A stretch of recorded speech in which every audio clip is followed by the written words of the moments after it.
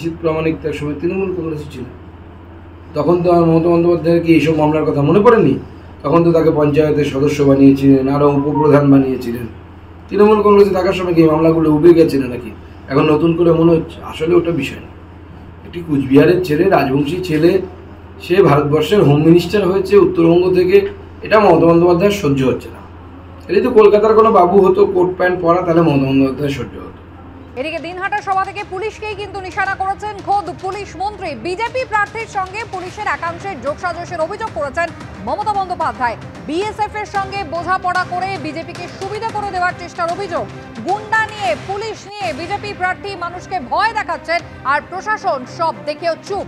চাকরি যাওয়ার ভয়, না নির্বাচন কমিশনের সরিয়ে দেওয়ার ভয়? 2 মাস পরে কি করবেন? দিল্লি যাওয়ার হলে চলে যান, না হলে নিশীথের বাড়ি যান, তাহলে আর আপনাদের আইন শৃঙ্খলা সামলাতে হবে না। কোচবিহারে আইন শৃঙ্খলা নিয়ে কোনো সমস্যা হলে ছেড়ে কথা বলবো না। দিনহাটার সভা থেকে পুলিশের একাংশকে এভাবে নিশানা করলেন মমতা বন্দ্যোপাধ্যায়। উদয়নকে আমি একটা কথা বলে যাব, বিকুল কুল কুল তৃণমূল, ইলেকশনটা ঠান্ডা মাথায় করতে হবে। ও তোমাকে গন্ডগোলে জড়িয়ে দিয়ে ভোটটা বিএসএফকে দিয়ে করিয়ে নেবে, মাথায় রেখো। ভুলেও সেটা করতে দিও না, ভুল করতে দিও না, নিজেকে আগে থেকে তৈরি রাখো।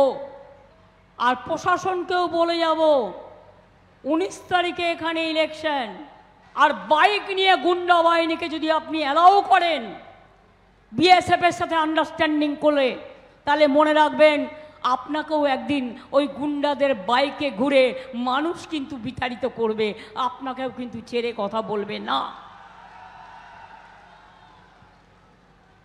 ইনফরমেশন রাখি বলেই বলছি। বোঝাপড়া কিসের বোঝাপড়া? টাকার বোঝাপড়া? আসাম বর্ডারের সাথে বোঝাপড়া? ডাক নিয়ে আসা যে 10টা পুলিশের গাড়ি নিয়ে, 20টা গুন্ডা নিয়ে, বাইক নিয়ে ঘরে ঘরে ঘুরে বেড়ায় আর মানুষকে ভয় দেখিয়ে বেড়ায়।